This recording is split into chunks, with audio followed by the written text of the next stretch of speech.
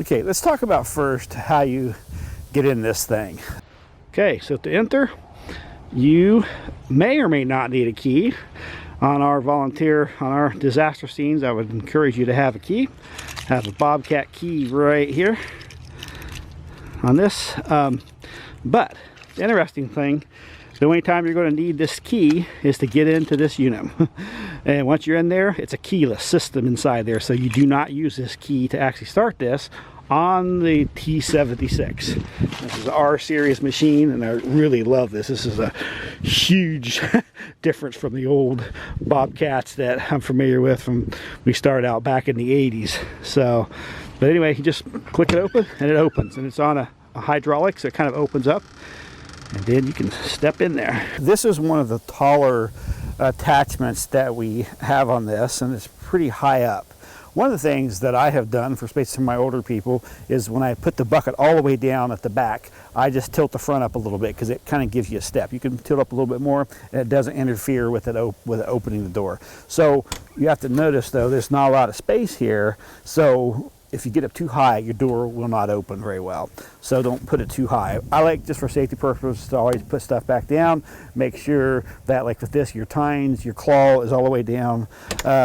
So as you can see up here, there is a kind of a rough step here. So you can either get in from the front like this. And I would open up the door first. And then we like to have 3 points of attachment, so you can hold here, put your foot here, reach up and grab this, and then you can step in. The other thing that you can do as well, as I'm stuck here on the door handle, is to come around here on the side, and you can step on the track, and then you can step up on the top here, and then here, and you can hold up here and turn around and get in as well. So there's a handle here as well. So I like to pull from this side. As you get up closer, then you reach it, and you got to make sure it's latched, okay? Because if this isn't latched, it's not going to start. Next thing that you do is reach up and pull this bar down over you. If you're bigger, this doesn't fit. You just reach down here, and there's a seat thing, and you can push it and move it back. So that'll give you more room for your stomach.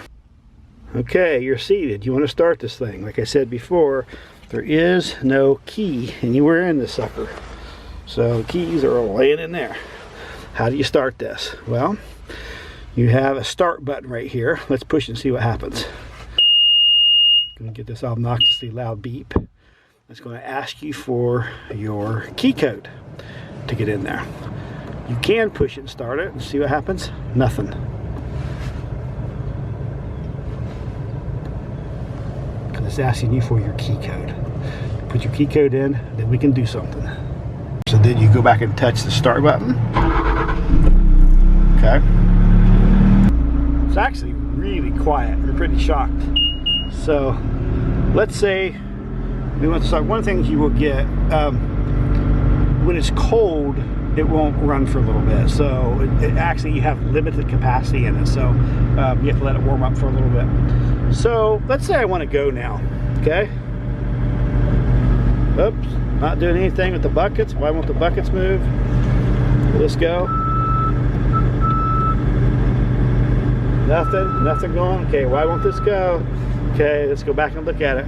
Well, the first mistake that I've made is I haven't closed the door. Seat belt thing, fastener is not down. You're not going to have access to your controls to be able to move this. So that's a safety thing from keeping you from having the door open and then picking this sucker up and knocking your door off, which would not make me happy. It's going to cost money. So they have fortunately put a system on here that it's a safety system, keeps you from doing that. The second mistake I have made is I haven't pulled this bar down. So I reach up with this part and get it like part of the way, then reach over there and pull it the rest of the way until it latches. Won't do anything until you do that. The second thing you have to do is hit the unlock button. Okay? Still won't go. Why won't it go? Because I haven't pulled this down. Once I pull this down over Fat Boy's stomach, then it would work. Now let's try it now. See? Now it's lit up. Okay, so it started and it's lit up. So now we should be able to go back. There we go. You can see we're moving backwards. Did you look up here to see your backup camera? Very important. important, okay? So, and do your hydraulics work. Yep, okay? So another thing is you need to remember too is if you have something else like this grapple, you're like, oh, why don't the grapple work? What's wrong? You've got it started, you got this going here. Well, that's because you haven't pushed the auxiliary button, okay? Now, you can impale somebody. This other thing here on the left is the light button, and so if you push it once, it'll light up, and that means the front light comes on. If you push it twice, and there's two lights across there, then that means the front light and the rear light comes on. If you push it again, it goes off. Underneath that is the H pattern versus the ISO pattern. And we'll talk about that in a later section. Underneath of that is your little control knob that controls your volume. So on the left it's the turtle, and on the right it's the hare. So the rabbit means it'll go faster. So you can hear it revving up as I turn it to the right, and going down as I turn it to the left. So that's your basic controls there. Underneath that, the next panel down there, the top left thing is the video button, and that is your backup screen. So if you're going frontward for some reason, you want to see what's behind you, you may think, hey, did I see something come up behind me out of the corner of my eye? You can just push that button and it will turn on your video camera so you can see what's back there. To the right of that is the buttons to control the phone or the radio, so you can do that. This other thing takes it back to the home screen if you need to get back there. And then there's a mute button, and then there's some other things there to get into your screen. The other thing is the round button that you have here, you can use that to turn the volume control up or down just by toggling that versus going up to the panel and trying to do it there. So that is oh wait, there's one more button, the star at the bottom right hand side. If you click on that, that's your favorites, and we don't have anything programmed in here for that yet. So that are the control panels on the right hand side. Okay, let's talk about the way that you maneuver this thing. We have two options here. It's ISO or the H pattern. Those of you who are old school, you're like, okay, this guy's wasting my time, I've been doing this forever. You probably are used to running off the H pattern. That was where you had the dual controls, and I can show you that later. But I really encourage my people here, unless you are very experienced using the H pattern, just start with the ISO pattern. That's the joystick pieces where this right-hand side moves your bucket up, okay, or down. Ways that we do: if you push it to your left, it comes up. You push it down, it goes down, okay? So I want to show you something too about the speed control of this. So right now I'm on slow, it's on turtle, and watch how it goes. Down, up, down, up. Let's see if I can get, okay? Something, it really goes fast now. So the faster that you turn this thing up as far as speed, the quicker this thing's going to move, okay? So really important. So see, it's easier to move it that way. Same way it's true as going forward. This is something I was showing somebody yesterday. If you're going forward and you've got it turned way down low like this, see how slow we're going? The track's kind of slow. Pulling back, going backwards. Again, always check up here to make sure there's nothing behind you. So it's nice and smooth, easy. And if you're turning left, see, we're going turning left. I got turned all the way. I messed up my grass right now, so I don't want to do it too much. Let me get up here. So if you're on grass, by the way, we got the extra wide tracks on this thing, which floats better over things, but you don't want to spin real quick because it'll still mess it up. Just try to take it gradual, right? Make those slow turns. Okay, I want to show you a difference between how this goes in the slow. Like, it's all the way down in turtle mode, right? So if I turn it left all the way, we're going to slowly turn like this. Okay, that's all the way, as fast as it'll go. Okay, same way back with this. So that's the speed that we're going with. If you're trying to load on the trailer or something, you want to make sure you get it down low like that. Now let me flip it all the way up on high. Okay, now watch this. I'm going to crank it all the way to the left. Right? So we're just spinning in a circle. Do not do this on the concrete. If I find you doing this out on the asphalt, probably not gonna be driving for it anymore. But see, backwards, I mean, it literally takes off fast. Like, probably, here's where these old guys used to take these things, put something in the load, they could like pop wheelies and fly around like that. So,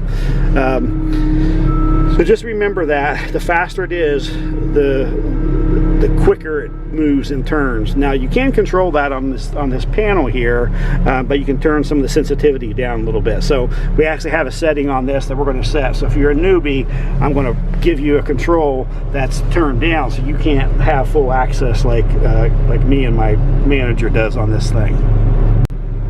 So one of the things I really want you to think about is when you're starting this, especially if you're an H pattern guy or gal and you're used to running that and you want to move to the ISO, remember ISO switch is right here.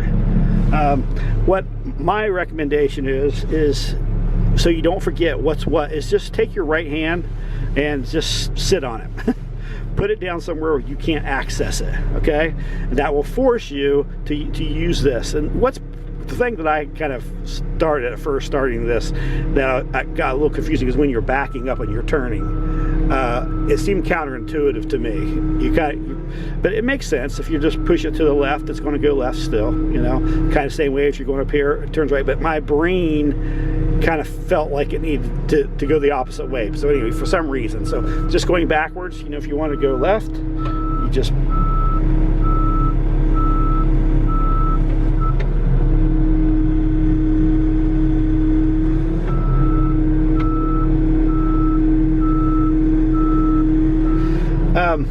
okay, let's stop with our editing. Let's go back to this a minute ago, because I'm doing it without really thinking what it's doing.